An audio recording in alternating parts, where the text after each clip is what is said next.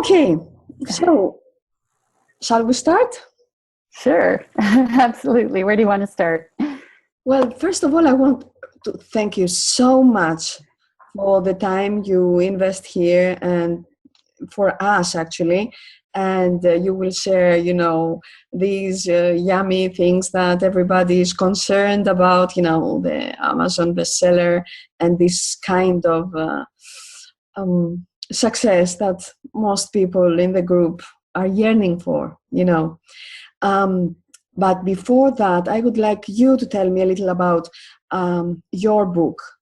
What was it about, and how did you had the inspiration to write it? Okay, that's a great question. I'll try to keep it brief because it's a bit of a story, but basically, I guess it was 2013, so it's been almost 4 years now. I was at a stage in my life where I was really wanting to be of service and to share my gifts with other people, but I was really struggling with not knowing exactly how to do that. I had been a school teacher in the past and had my own private school and let that go. So I was kind of in turmoil and kind of looking in different ways on, how I could serve. And I know I have intuitive coaching skills, and I wasn't sure whether to work on relationships, on parenting. I'm not a parent, but I had a lot of experience with children. So I wasn't sure if parents would really think what I had to share was valid, since I didn't have the experience of having my own children. But in any case, I was feeling quite frustrated and discouraged. So at one point, I just kind of threw my hands up in the air and said to God, my angels, whoever was listening, I said, look, I am ready, willing, and able to give of myself and to share my gifts and talents with the world, but I'm just tired of trying to figure out what that is. So I said, I'm not going to do anything. I'm just going to live my life and do whatever, but I'm not going to try to figure this out. So you're going to just have to make it really clear to me, what am I supposed to do here? So it was about a few days later that I woke up in the middle of the night and was wide awake. And that kind of began the process of where I started receiving messages that I recorded. Initially, I didn't know it was going to be a book. I thought it was just, one-shot deal until I started waking up, day after day. And eventually a book appeared. And I know somebody in the group did ask how I came up with my title. Yes. And I can answer that one right now, because that was another thing I wasn't willing to try to figure out, because I had spent days and hours and pages brainstorming different names for myself in terms of how to represent myself or what business domains to get. And this was prior to this whole book. So again, I said to my guys, I'm not going to try to figure out a title for this book. You're going to have to give it to me, because I'm not good with that kind of stuff. I like this way. So I actually put a pad of paper and a pen by my bed, because I thought they're probably going to wake me up in the middle of the night again. And they did. It was like 4:00 in the morning one morning or whatever. And I had this title come to me, Magnify Your Magnificence. And I really liked that. Oh, I like that. And then I said, yeah, but we'll see when I get up, is the domain actually going to be available? Because I had searched hundreds of domains before, and they were all taken, like some that you wouldn't even think. And sure enough, .com was available. So I thought, why? Of course, I bought it right away. So that's how the title of the book came to be. So for me, writing the book was simple, because I didn't really write it. I just recorded it. The only part of the book that I wrote myself was the introduction and the about the author page and my bonus pages. But everything else, including the prologue and the epilogue, was something I just kind of was like taking dictation. So that part was simple for me, which I was glad, because I don't usually do very well with a blank piece of paper. I'm a better editor than I am writing from zero. So that's another reason I knew that this wasn't really me, or I would have been, I wouldn't have come through that easily, let's put it that way. I see. That's amazing. Actually, why these guides always come at about 4:00 in the morning? That's crazy, isn't it? Well, I have my own theory on that. I think it's because at that hour, for me anyways, my mind, my own personal mind is not engaged. So I think it's a lot easier. The channel, I think, is much more clear at that hour. And so most just came between 3 and 5 a.m. And even now, I've received many more messages than what are in the book. Some I've shared, on blog posts or in different articles and magazines and whatever. But I don't know if it's another book. There's so many of them, and I haven't even taken the time to look at them all together and see if there's even any order. With the book, Magnify Your Magnificence, those messages came in the order that I presented them in the book. So I didn't have to figure anything out. It just was there, except for the prologue and the epilogue, which was interesting. They were stuck in the middle there. So I remember when I was putting it together, because again, I didn't read one before the next one came or go back and read. I just kind of. Yeah, I remember that. Yeah, I remember when we had this discussion before you published the book, and you were telling me that, it seems so fluent, the book, and there are two pieces that are totally irrelevant. That's right. They didn't fit. And it confused me at the time, because I thought, well, that's weird. Everything seems to be so perfect. And then there's this one that doesn't fit with what I just read. And that was the prologue and the epilogue. So they were just kind of thrown in there in the middle somewhere. And kind of interesting too, because it helped, because, another thing, people talked about in the group is, and you mentioned as well, it's all about resistance. And I had that too, because there's always this doubt, even though these messages sort of came through, and a part of me knew I couldn't write that myself. There was still that, background doubt. Well, what if I am making this up? Like, what if, right? And then there was other doubts around the authenticity of the messages, because it was so important to me that the messages come from, the highest truth and the highest beings of light, because I don't know a lot about all this stuff. It's not like I've been channeling angels for years or whatever. This was very new to me. So it's not like I have an experience of it from before that I could compare or anything. So I actually resisted for a long time. I published the book just last October, but the book was actually finished at the end of 2013. Like, all the messages were there. And I wasn't sure, because I thought, well, is it, how do I know that these messages are really coming from the highest light? And then I would compare spiritual teachings. And if there was anything that seemed a little bit different or incongruent, then I would question what I received. Maybe it's not true, and all that stuff. So that really was one of my biggest blocks to putting it out there. Is it going to be received? Are people going to start saying, well, that's not true because the teachings over here say this? Opposite, just kind of inner reconciliation of just trusting and moving forward. And I also, had some dialogues in between with my guides, like kind of Q&As, where I'd ask a question and then see if something would come, and I would just type the answer. So I've had a lot of messages that were just for me, encouraging me and helping me to not doubt and to have the faith and the trust. But I'm just me, and I still resisted. So it took a while for me to just say, okay, I'm just going to do this, and just see what happens. And another resistance was feeling like, well, I can't just put the book out and not have something to follow up with it. I need to have some kind of a program and all of that, because we're always taught, in the online marketing or online business world that, you need to, start people somewhere and then help them to continue to work with you if they choose to. And I didn't have all that put together. So then I thought, well, I need to develop this whole program first before I can put the book out. But I just kept feeling this, it just kept getting stronger. Like, just put the book out there and don't worry about the rest, and everything will fall into place. So exactly, I just did it. Wow. And tell us a little about your book. What it says about, what's the subject? Sure.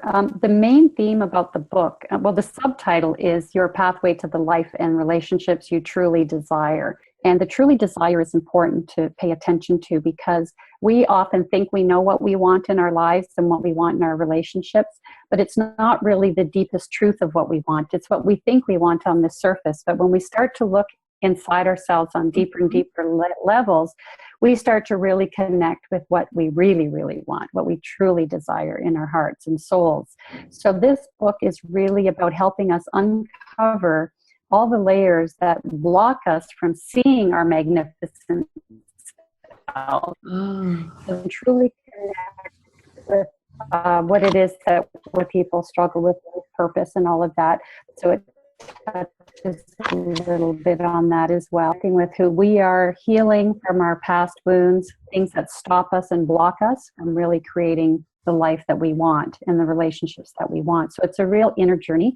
And in addition to the messages, there's an exercise that accompanies every message. So it's not just information, there's also ways to integrate. The most important thing is in the book is to help us to connect to the truth of who we really are, and to uncover anything that's stopping us from really shining the magnificent light of our inner being. And that's what also allows us to manifest what we want in our lives and in our relationships, because it all starts with what's inside of us, not what's going on outside of us. So each of the messages has an exercise with it that helps to integrate the teachings. So it's not just theory or information, and then you think, well, yeah, that's interesting, but now what do I do? Exactly. Every single message has a very specific exercise that can help us to integrate the teachings that are presented in each message. And I've gone through them more than once. And my intention actually in creating a program, which is something I'm working on, is to have a group coaching and mentoring program that will help people go through every lesson. There's 28 of them, or every message. So we can go together, one per week. And also I can do some coaching and helping people with the integration. Yeah, that would be great. That would be really great. And would you suggest that people get one relationship and work on the book, and then another relationship and work on the book, or just have 3 or 4 people on their mind and work? Actually, the book is really about looking at your relationship with yourself, mostly.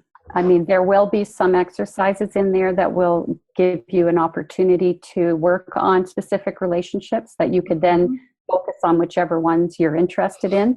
But the main purpose of this book, really, in order to create the life and the relationships you truly desire, you need to first focus on your relationship with yourself. Great. So actually, it really helps with limiting beliefs as well, and all these distractions and resistance that we have already spoken about, right? That's right. And there's actually a message about limiting thoughts and limiting beliefs in there. That's brilliant. So now, one last thing I want to ask you before we move on with the promotion of the book. How did it happen that you wrote a book about relationships and about the relationship with yourself? Is it something that you were interested about before? Is it something that has to do with your studies? What is it about? Yeah, no, that's a great question. I was exploring the possibility of being a relationship coach before the book came to me, or the messages in the book came to me. But in the past, I was an elementary school teacher. And relationships was something I was always interested in, most in particular communication, and learning how to communicate in a way that was honoring for everyone, and learning how to deal with conflict in a way that brought peace and connection instead of a lot of pain, suffering, and separation. So even in all the years that I was teaching, I, did things that was part of the curriculum, but I really did a lot of focusing on helping the children learn how to connect with each other and how to deal with the conflicts that they had, whether it was in the classroom, out in the playground, in homes. And I taught them different tools that they could use to express themselves in a loving way, even when they were hurt or upset, so that they could really get their needs met without, everybody kind of fighting like this.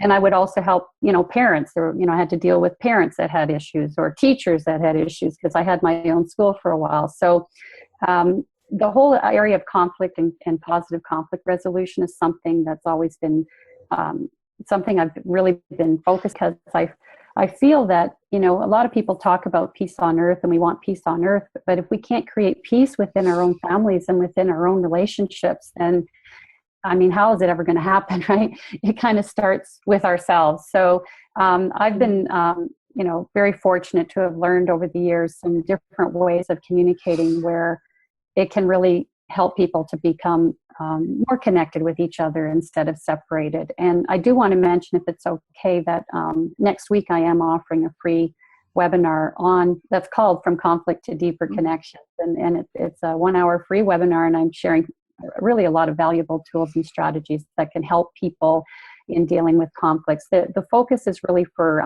people in relationship with a significant other, a spouse, or a partner. However, the tools really do apply in all cases, in all areas of conflict. Yeah, I see. Great. Yeah, true. Conflict is something that is in everybody's life, isn't it? It is. It is. Yeah. It is. And the thing is, it's not going to go away. It's not about trying to make it go away. It's about how can we use it as a way, as an opportunity to heal and to bring us closer together with others. And that's what I like to share with people. That's very progressive, because, with all this positive thinking philosophy, you always hear something like, oh, you shouldn't, think like that.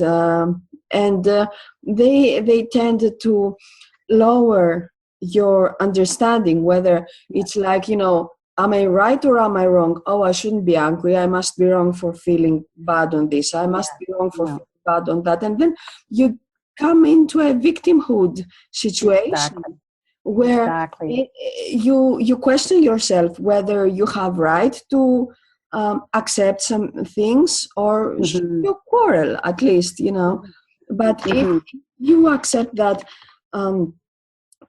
there is a conflict, and you face it, and you start from there to see what's the conflict, where I have rights, where the other person understands their rights as well, then definitely, that's a very much better approach.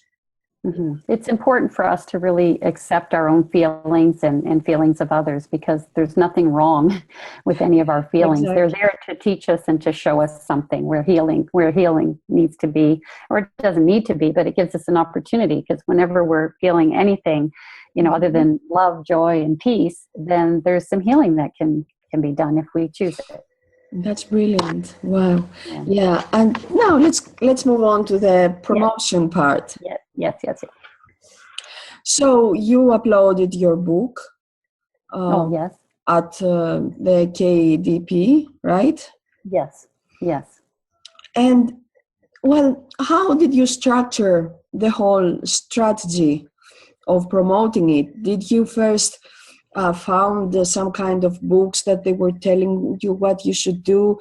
Did you check tutorials in the internet? How did you have at least an idea of a structure of this strategy? Are you talking in terms of promoting the book to become a number one bestseller? Yes, exactly. Yes. Well, I was fortunate enough to have a very dear friend, that's like a brother to me, who published his own book and became a number one bestseller. He had taken some training on that, and he also has his own publishing company now, and he's also very techie and does websites and graphic design, and so it's a blessing, right? I was gifted with him as a friend, and he offered to help me promote my book and to publish it under the publishing name. So he guided me throughout the whole process, and I don't know, I'm sure there's other ways to do it, but that was the way that I did it. So he helped me to understand what was important in becoming a bestseller, and there is a difference between a bestseller and a number one bestseller, because the bestseller list, I'm not sure if it has like 100 on there, so you can be a bestseller and be in the top 100. And my intention was to become a number one bestseller internationally. Yeah. And I didn't know that you had to basically put your book on every store that you wanted to sell it on. I thought you just put it in the KDP and .com and you're good to go, but you're not. I had to separately put the book on the .ca site. I put it on the .eu or UK. I can't remember the different ones, but it was in the UK, Australia, Germany, Canada, and the US. I think those were the 5. I put it up in 5 different countries. And I would strongly recommend that people put their book in the Germany site, Amazon site, in the English books section, because there's not as much competition. Because the whole thing about becoming number 1 is about the competition of other books that are in the same categories as you. And are there, really well-known authors that are launching a book the same time that you are? And if they are, and you put your categories in the same as theirs, then you're not likely to get to number 1 because you're brand new, right? So the main thing is choosing the right categories. And one thing my friend Eric taught me is that when you look at the categories in the pull-down menu from the KDP? KDP, yeah. In the KDP, the different categories that they offer you are very limited, but you don't have to use those. And I didn't know that. He said you can upload your book with no categories, and then you send an email to the support at, I have the email address that I can share with you later if you want. Yes, please. So you can just send an email and say, I've uploaded my book, and it gives there's a number. And I wrote a note actually, so I wouldn't forget. If you want to upload it, there's an ASIN number that Kindle gives you. So you give the title of your book and this number in the email, and you say, and you have to give them a separate, I had to say, okay, on the .com, this is the category that I want to be in. And then a separate one for, this is where the categories I want for .ca, because you have to choose different categories for different stores, because the competition is different in all of them. Does that make sense? So because one category in the .com might not be very, what's the word? It might not be as competitive as in the .ca. So it might work on one store, but not the other store. So that's where I did a lot of research. When you say different stores, you mean Amazon in different countries, right? Yes. Okay.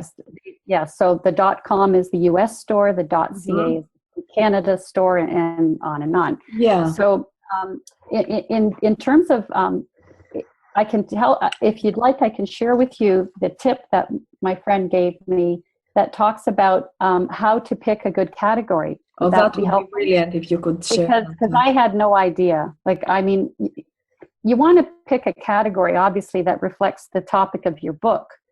But the key is to, there's lots of pull-down categories. So there's a main category, and then there's subcategory and sub and sub and sub. So the further down the sub you can go to categorize your book, the easier it's going to be to get to number 1, because there's fewer people that are doing that. But can I ask you something? It might sound silly, but I think that many people might find this. They let you choose 2 categories, one and then underneath. Then how can you go down and down and down? But the down and down is the category. So when they say you can choose 2 categories, it's not, they don't mean the top name.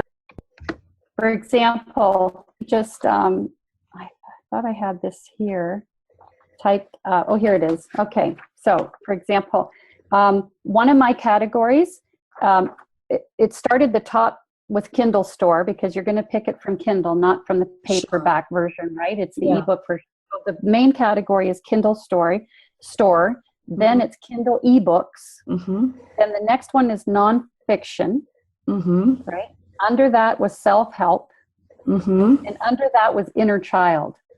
So that was my category. That's one category. Oh, I see. So it's one category because it's under one list. It just goes deeper, deeper, deeper. If I had put my book under self-help, wow, there's hundreds of books under self-help. Yeah, right? 1,000. Yeah. So now the other thing, it's not just about that. What you're doing when you're looking for these is, this is what he said to do. You look at the bestseller page, right? You check the categories that are there, and you look for the number 1. I'm reading this because I won't remember all these details. I wrote them down so I could share them. Yeah. Okay, so you look for the number one in each of the categories, main categories. Yeah. And then you want to look at their ranking, the details section of the ranking at the bottom. There's a section on that shows the detail. And then it'll tell you the bestseller rank for the store, the whole store, because there's that's another thing I learned. The bestseller, you can be a bestseller in your category and the different levels of the category. You can be a bestseller of a new book. You can be a bestseller in the store. I mean, it's confusing. I don't even know if I could explain it all. But what you do is you look at the bestseller rank for the store, and it says if you find one that's over 3,000. So if somebody's a number one bestseller, according to, they're labeled as a number one bestseller, not just a bestseller, number one bestseller, but their store ranking is 3,000. And that's a category that you could probably use for your book to get to number one. If it's over 3,000, because that means if your book is like, number 4,000 in the whole store, you can still be a number one bestseller in your category. So that was the number. He said if it's close to 5,000, it's really easy to get to number one. If the whole store, like if their store ranking for a number one in the category you want is 5,000, then if you use that same category, you don't have to sell a lot of books to get to number one. I see. Like, this was, something I learned too. Like, I thought you had to sell like hundreds of books to get to number one. You don't. You just have to be in a category that's not as competitive as another one on the day you launch. So the categories are really important. And again, you have to pick different categories for different countries because it's different authors promoting there.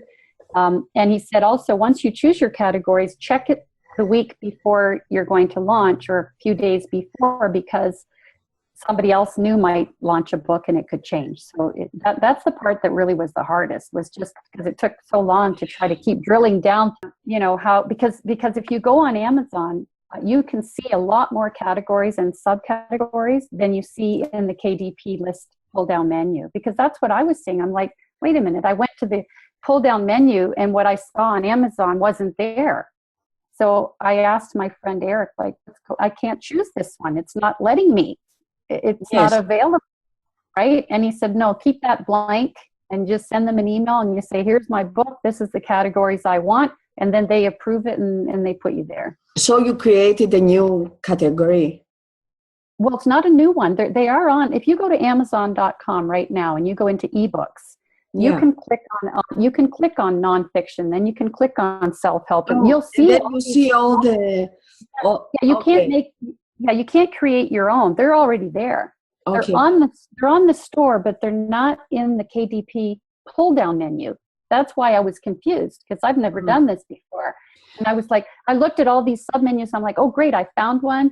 It's perfect. It's got more than 3,000. Yes, and then they let you choose something like out of 15 different categories, and you're like, hello, that's not my category. No. What's wrong? And you're not going to get to number one there because they're too competitive. They're not drilled down far enough, if that makes sense. You want to get down to the final category. I get it. Yeah. To help you. Because the further up you choose for your category, the more competition there's going to be. Does that make sense? That's how I understand it. No, my friend I've got it all wrong, but it sounds it's strategic. It's wicked, actually. Yes. It's strategic. You know what? It's all. I have to be honest. Yeah. It's real, because that's who I am. I'm just all about authenticity. So I'm going to be straight here. The truth is, being a number one bestseller is just what do you call it? It's a perception, right? People have a perception of what that means, right?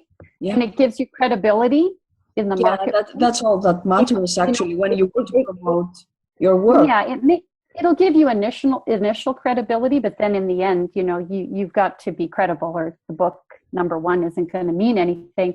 But if you're strategic you can be a number one bestseller. And internationally, I mean, I think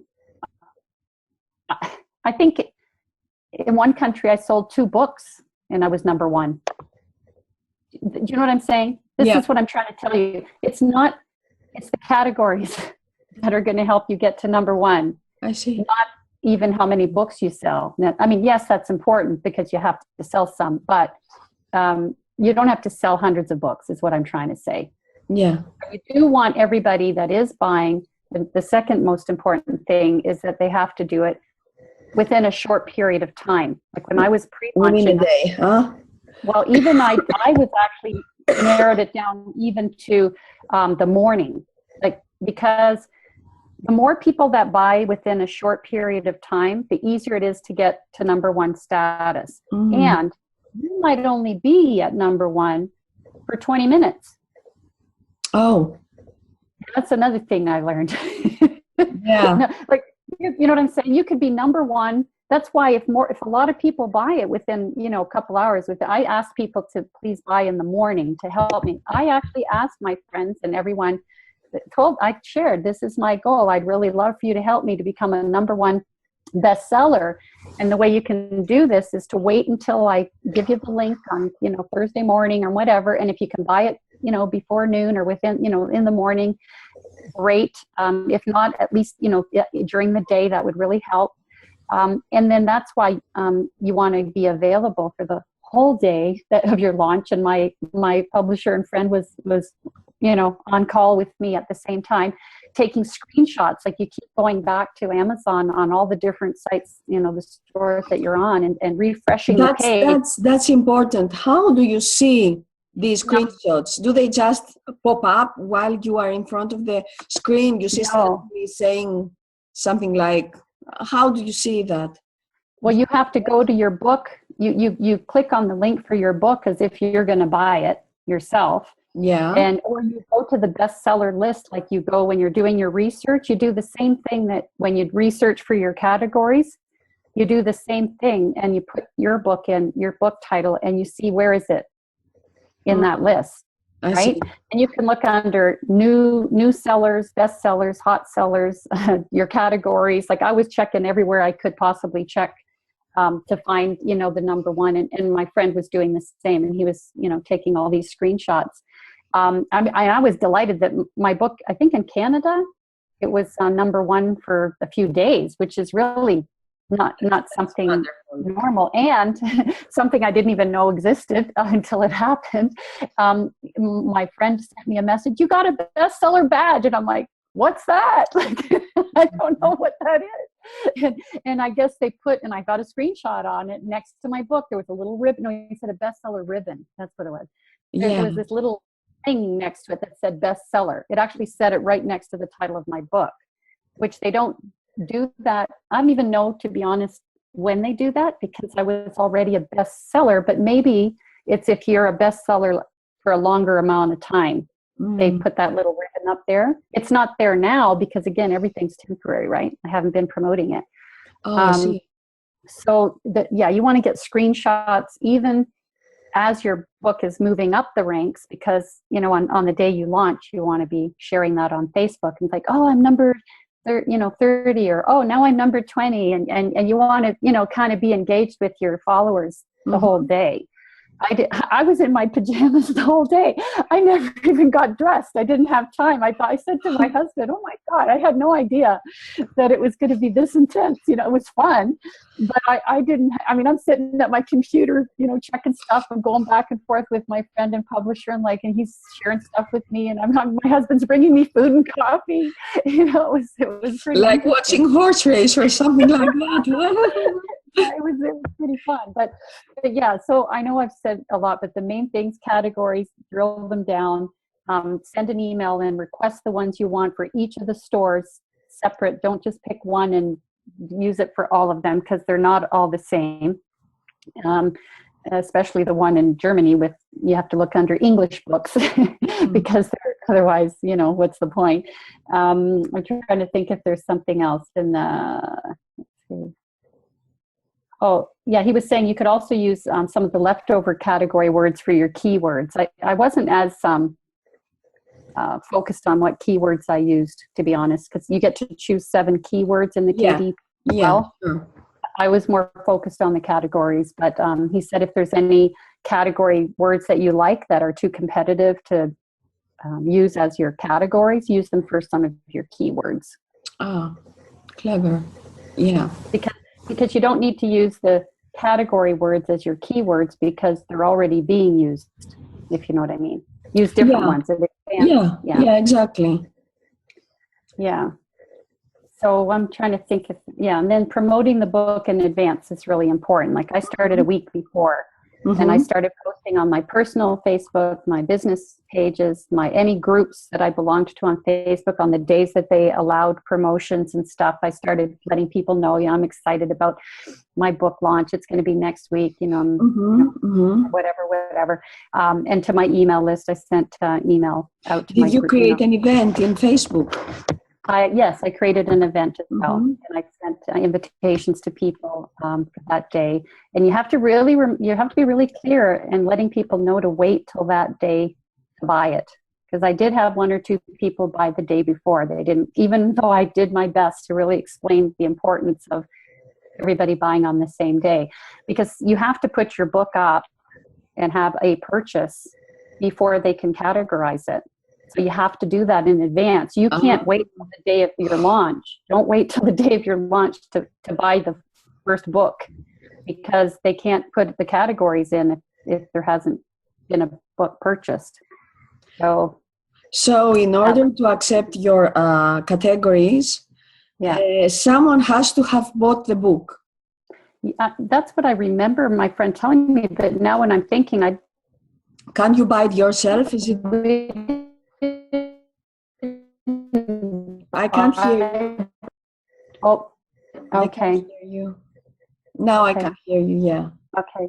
Yes, a little bar came up saying my internet was unstable. We're back. That's good. You can buy the book yourself, and then you can look through it and stuff too. I mean, you should do that beforehand anyways. Make sure it's look good before. But one thing that was interesting is my book, the way it showed on Amazon when it says look inside, the formatting looks really different than the real book, which bothered me, but I just couldn't do anything about it. It just showed it bigger and I couldn't get that to look any different. So it wasn't a big deal, but my perfectionism didn't like it too much. There are ways to organize it properly with WordPress. I use WordPress and it's brilliant. How did you create the interior of the book? I used a program called Scrivener. I think it's called Scrivener. Yeah. Is it for print? It can be for anything. Although I used it when I just launched the paperback version of my book just a couple weeks before Christmas, I guess, and I had to reformat everything for the paperback because it's very different than an ebook. Again, I had some help from my friend Eric, and then I also at the end I just sent it to Fiverr. Are you familiar with Fiverr? Yes, sure. Yeah, and had somebody at Fiverr to just finalize the formatting for me. I see. For the paperback. Yeah. Good. Would you like to give us some detail on what did you write to Amazon? Would it be okay for you if you gave us something like a link and an email that you used, and what did you tell them? Like when I wanted my categories, you mean? Yes, when you chose the category, Yes, it was very brief, actually. It was just sent to KDP support or KDP-support, actually, at Amazon.com. And I said, I have recently uploaded my ebook in KDP. I wish to request your assistance in setting up the right categories for my ebook. And then I put the title of the book, the ASIN number, to the following categories on Amazon.com. And then I put them down. And then I sent it the same thing. I had a list of all the different countries. So I said it was all in or did I have to go back and check. That was a while ago. I have to go back and check to see if I sent a separate email. I'm pretty sure I sent them all to the .com KDP support for each of the countries, but I might have sent them in separate emails. I can't remember. I'll go back and look, and then I can confirm that. Basically, it's very brief. And then they sent an email back and said, they've been confirmed. That's just fun. Yeah. And how much time did you invest in searching and deciding on your categories? I'm not sure, because I did it once and then I went back and re-looked at the same ones to see if they were still good closer to the launch date. So was it quick for you? I wouldn't say 5 days. Oh, no, I wouldn't say 5 days. I would give yourself a few hours to do that. Yeah. I mean, when you first do it, it really depends on your book and the topic, I would think, and just how, somebody who's got a really unique kind of topic where there's not a lot of competition, it might not take that long. It's hard to say. Yeah. It did take, again, like I said, I can't tend to overdo things, so I might have spent a few days just because it's me. I don't know. I can't remember. It couldn't have been too grueling if I can't remember it right. That's just fine. And tell me a little about, the graphics, the covers of your book. How did you decide on them?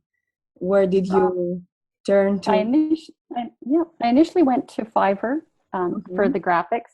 Because I had done that before with some, special reports and other ebooks that I didn't publish on Amazon that I did as free offers. But I wasn't really 100% satisfied.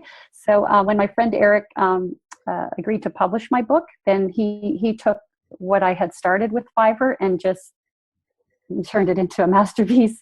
And also, this is another thing that I think is a great idea for people is I shared different versions of my book cover with my friends on Facebook, on my page, and different groups for a couple of reasons. One, to get feedback, because I really wanted a great cover, and I wanted people to tell me, sometimes the font was different or the color.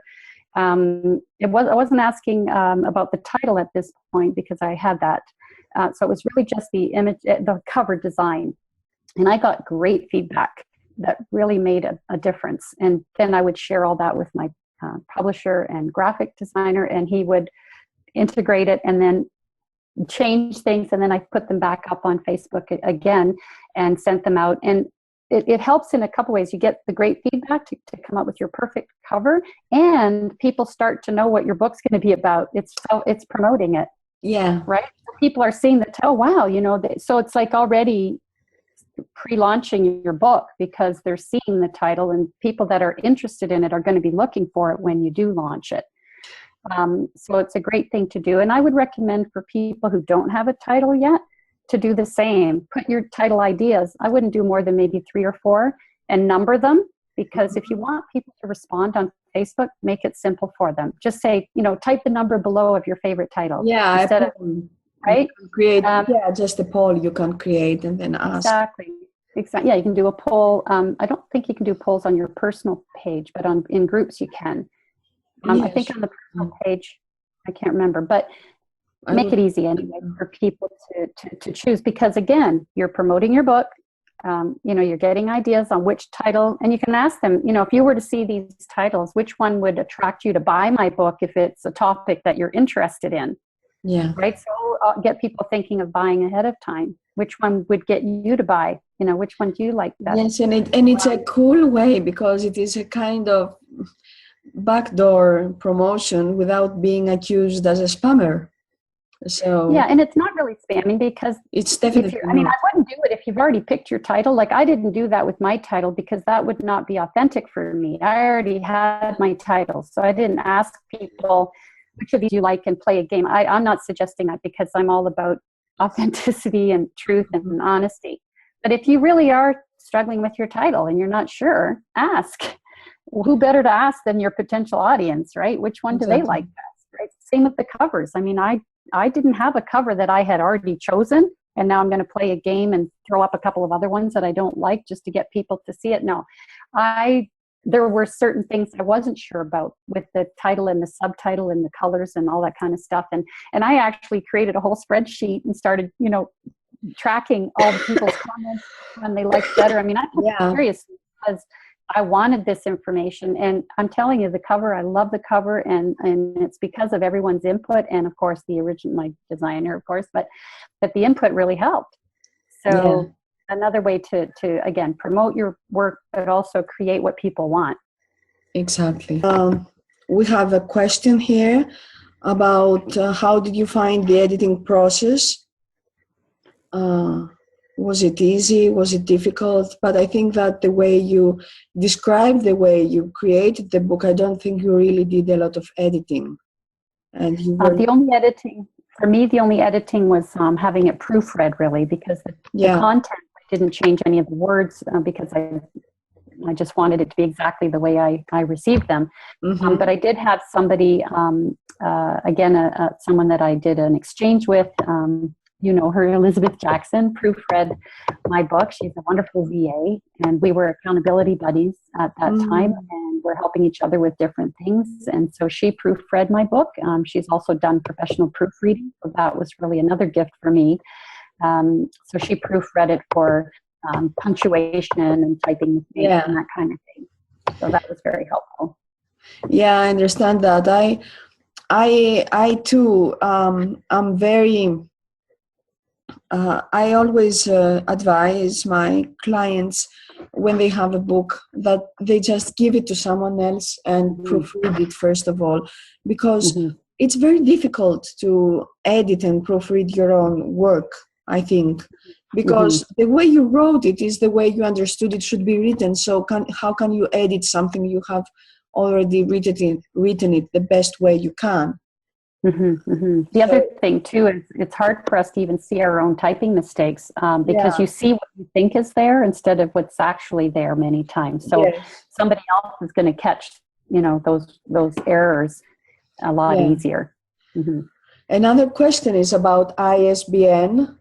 I know that Amazon doesn't really need an ISBN in order to have a book there, but what did you do about ISBN yourself? Well, because I did use my friend and his publishing company, he provided me with ISBN number for both the Kindle and the paperback version. So I was able to purchase, and those are things you need to buy. I can't remember what they cost now, but you do need to purchase them. They're not free. Yeah, there are though some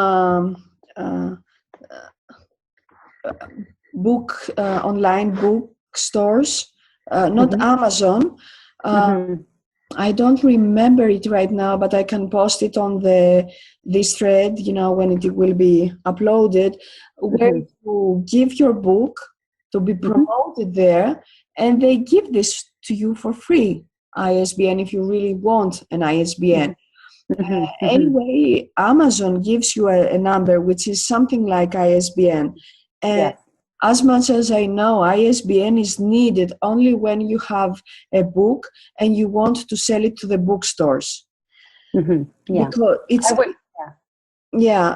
I wouldn't let that stop something. Like I didn't definitely not have an attachment to having an ISBN. I had an easy way of getting one, so I used it. But I would not have gone out of my way to get an ISBN number. No, it's definitely not needed, not by the law, not by any way. You don't.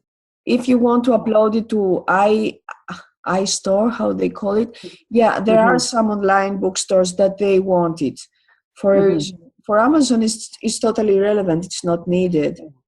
And you can always get one later too. If you publish the book on Amazon with that one, it's not like you can never put an ISBN number on your book. You can. That's true.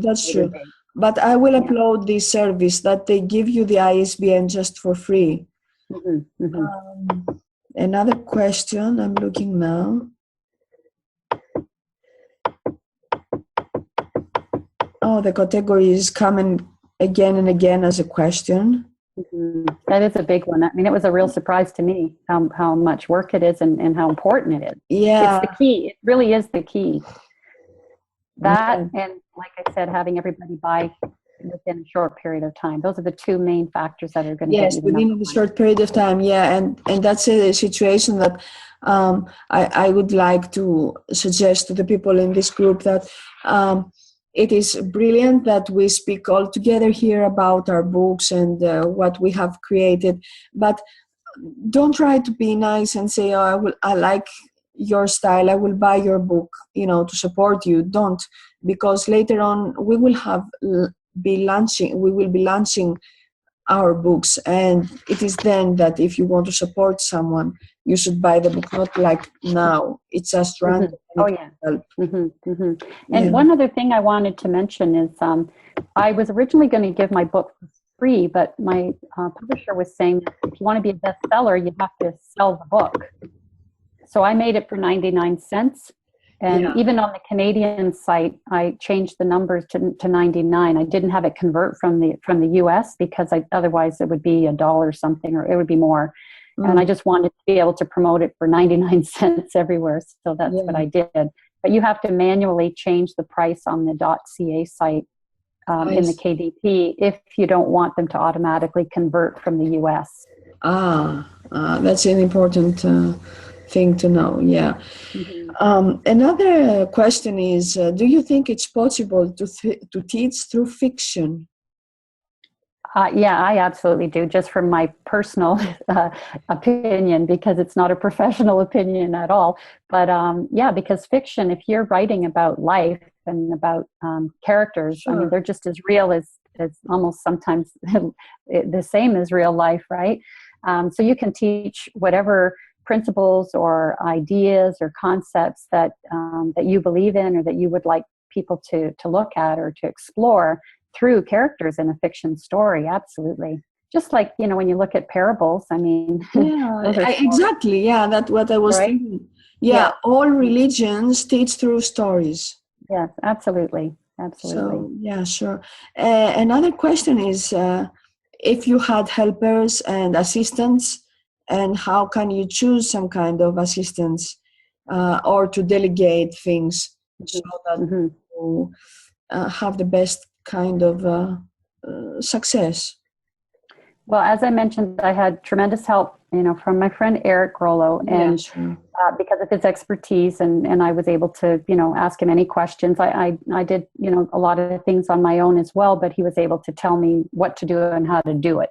And then Elizabeth, who proofread my book, that certainly was a great help. And what I would suggest to people in the group who may not have financial resources to outsource and get some outside help is to maybe look for people in other groups that they can do exchanges with. Maybe there's somebody that's a graphic designer that wants the service that they have to offer.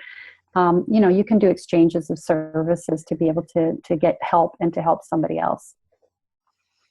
Yeah, exactly. I would say, especially for the graphic design, it is so easy to fall into the trap that it looks nice. And when you're not a graphic designer, when you don't really know how to use that kind of images, then there can be a lot wrongs, and that might damage the image. It might look cheap when it's here.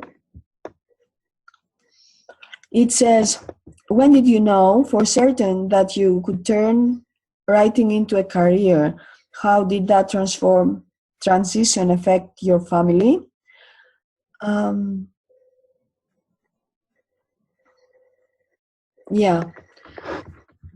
Well, for me, writing is not really my career. My career is being a soul-centered relationship coach. Okay. So I don't do a lot of writing. I do some blog posts, but mostly I'm sharing messages, that I've received as well. So, and I don't have children. So again, I'm in a unique situation where I'm not having to manage, a household. My husband is incredibly supportive of my work and believes in it totally. So he's, I don't have any challenges there. He totally supports what I'm doing and believes that it's important work for me to share with the world. Okay, but there is one more question, which is more relationship part. And it is, she says that it is difficult for her to make her husband understand what she's doing. So what would you say about that? Yeah, I read that question, and I think she's the person who has 5 children. So first of all, Yeah, and yeah, a full-time I job. So really admire first of all, her. I want to, yeah, I have total admiration for you, and I have 2 kids and I get crazy with them. Yeah, maybe that's a book for her to write. You know how she manages to have a full-time job, 5 kids, sure. a husband, a household, and everything else. Because I'm sure other people would want to know how you do that. But in terms of her relationship, I would suggest that she create some time with her husband without the kids running around, some time that they could sit down where she can ask him, well, first of all, I think it's important for her to find out if he has been giving her some challenges around her writing, like complaining about it, or if there's been some conflict around it, to look at addressing what's coming up for him around it first, before trying to talk about how it's important to her and what she needs. What's Mhm. important when somebody's having an issue is to let them empty their cup before you start to put something in it. So if you approach it with compassion and understanding and say, I've noticed that, you're not that crazy about me, taking time to write, or you seem to, whatever is going on, just address it. I would create some time to sit down with him and to ask him to first acknowledge that, she's noticed that, he's not very happy about the time that she's locking herself in her room and writing. And, you don't want this to be a problem for him or for your relationship, and to give him an opportunity to say, can you just tell me, like, what is it that you're concerned about with me doing that? But really be in a calm state, and try to find out what's really at the source of his upset or not being happy about this whole situation. Is he concerned about not going to have enough time to spend with him? Is he worried that she's going to expect him to take care of the kids more or household things, and he's not going to have enough time for himself anymore? There's something going on in him if he's reacting to her choice to write. So if she can get to the bottom of what's really going on and address that, and then be able to express, writing is really important to me. How can we make this work for both of us, so that both of us can have our needs met and have a dialogue around them? And she might want to go to my webinar next week, because the whole thing is around conflict and communication. But the key here is to understand what's going on with him. Yeah. What are his concerns? What are his fears? And address that, and find ways that you can make it work for both of you. Because what happens when people get in conflict, it's really a fear of not getting your needs met. And so we get louder, we get more intense, because we're afraid we're not going to get what we want and what we need. But when both people are doing that, nobody's listening and nothing's working. So if you approach first to understand, just like the song says, seek to be understand instead of to be understood, there's wisdom in those words. And it doesn't mean you neglect yourself. It's not about that. It's about, you can't focus on 2 people at the same time. It doesn't work. You have to focus on one, deal with that, and then bring yourself into the picture and see how you can make it work for both of you. And it's a dialogue. But the key has to be to look for a win-win solution, not where nobody loses. Yeah, that's brilliant. Yeah. I have, from my own personal experience, if I can add some suggestion, is that, I have realized that waking up a little earlier than the other people in the house is very good for me to sit there and write. Nobody will trouble me. Nobody will feel rejected. And, later on, when it's, let's say, I won't go for bed at 12 o'clock in the night, I will go at 10:30 in the night. A little earlier than usually. And they can't just tell me, you're not tired, don't go to sleep. But if at 10:30 I say, okay, now I will go and write, sometimes they will feel neglected. They will start something like, oh, why won't we watch a film together? And yes, we are married, why won't you come to bed with me? It's crazy. Why are you doing this? So it's, I think, some kind of balance sometimes. You can find time. Even if in the group, what seems to be coming again and again is when to find time.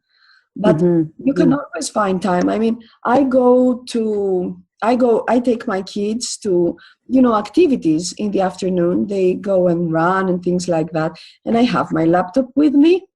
And instead of sitting there with the other mothers chatting, I just write. Yes. And they're like, oh, what is she doing? She must be Yes. something special, Yes. That's great. That's great. Yeah. That's wonderful. So you can always find time in between different activities when people do not feel neglected. Yeah, that's my point of view. No, that's great. And again, that's very valuable because you're experiencing it yourself. You have a family, you have children. So that's a brilliant idea. Yeah. Mm-hmm. Okay. So were there some other questions? No, we didn't have more questions. I would like to ask you one thing. Sure. I had an experience in the past, like you did, when it comes to guidance, and your guide, you can call them angels. I don't know. I call them angels myself. And it was like exactly as you explained it, when you just really don't know what to do, and you just let yourself and say, okay, you show me the way. I needed some money, and I said, I really don't know what to do. But I want some money, and I want to invest my time having fun with my kids. How can this happen? I really have no clue. But I have deep trust. It came like, strangely. Like I have so much deep trust that this can happen. And as I came back from kindergarten, they called me from government and they told me, would you like us to give you 6,000 euros for your business to develop it? And I was like, hello? The government, the Greek government calls me to give me money, and 6,000 euros for what? That's crazy. And it was totally crazy. And there was no explanation on that. Yeah. There was a program that was running. I hadn't applied for the program. Some people found somewhere my name and they thought that maybe I would like to be in the program. I don't know. It was crazy. But it happened. It was a manifestation that it was brilliant. And on that manifestation, I wrote an entire book because I was very inspired. But still, here's what I want to discuss with you and ask your idea. I cannot duplicate this. Yes. It was so greatly happening then. And I am still thinking, why can I not do it again and again and again? The way you brought all this wealth of inspiration, do you know that you have some kind of a process? Do you think that there was something special that you can do it again? I don't know, because to be honest, there's still always a part of me that wonders if the messages are just going to stop someday. I mean, I don't get them every day now. I have them every now and then, but I think it's mostly whether I'm really open to it or not. Because when the book started coming through, I was in a total state of surrender. I mean, I was like, I am done. Like, I am done trying to think this out and trying to figure this out. So I was so much more receptive. And even though I know that, and you know what you're capable of in manifesting, I think our minds get in the way. Our smaller self still gets in the way with the doubts, and even, it's probably subconscious. There could be a part of you that thinks, can I really make this happen again? Or was that just a fluke, Yeah. Right. And so that's kind of in the subconscious. And I wish I had the answer to that, because I still go through, wondering, like, is this just going to stop someday? I mean, I don't know. Like, I just have to go day by day and see what happens. Because there's people that I know, and I'm sure you do too, that have a much more clearer connection with other beings than I do. I mean, they'll talk about, oh, Raphael just came in, or, oh, Archangel Michael just showed up. And I'm like, I wish I had it that clear. Like, so we're always looking at other people and comparing. They call it comparitis. I have that a lot, and I have to keep reminding myself that, I am who I am, and I can only, work with what I have and what I know, and stop comparing and trust. I don't know. I wish I had the answer to that one, because Yeah. that would be a good book too. Maybe I'll get the answer someday. Who knows? Ask the question. Maybe you wake up at 4 o'clock in the morning and maybe again. maybe Like that. yeah. So, are you writing a new book now? No, right now I've been working on the webinar that I'm hosting next week, and then another program that I'm going to be offering, and then after that, following up with a program around my books. So I'm really focusing on programs now. You're focusing, yeah, and on relationship coaching until I can really work with people with the book. But the reason I started with the relationship and conflicts, and then I'll do a program on relationships in particular, is because a lot of people, they want to deal with what's happening right now in their relationships. And until they can deal with some of that, it's hard for them to take the time, or to have the willingness to take the time to go within and work on themselves, which is really going to impact the relationships in a big way, and their lives in a big way. So it's a process, and that's something I've learned, is that for me to just jump out with a program around the book, it's too big of a leap for people. They needed the stepping stones, kind of like the cover of the book, to get to the book and what's in there. So that's kind of my map for this year, is to really start with working on relationships. I'm going to have a short 4-week program after my webinar, and then I will invite people, if they choose, to work with me with the book and the messages, and really go deep together with that, because that's going to be completely transformational. Okay, I see. So people now, how can they find you? How can they work with you if they want to? Well, I do have a website. It's marisaferrera.com. It's spelled with, people spell my name in many interesting ways, but it's Maris, like Sandra A, and Ferrera is like Frank, EERA.com. And if they're interested in the webinar, it's actually not on the website right now, the one I'm doing next week, but they can go to marisaferrera.com/B as in Bob, R as in Robert, W as in water, I as in internet. And that's, I explain, I've got a short video talking about the webinar, and people can register for free there. So I don't think I have any other questions. Okay. Actually, you invested a lot more time than I would expect. And well, I'm happy to help. So much. Yeah, it was a big conversation. Yeah. But I'm sure that we replied to all the questions that were... Okay, and if not, maybe what you can do when you post the video, if there's a question that wasn't answered, I can answer it in the group. And then, yeah, sure. Thank you for that. Yeah, thank you for mentioning it. Yeah. Thank you so much. Thank you. All right, you have a great rest of your evening. All right, bye-bye. Goodbye. Have a good day. Bye.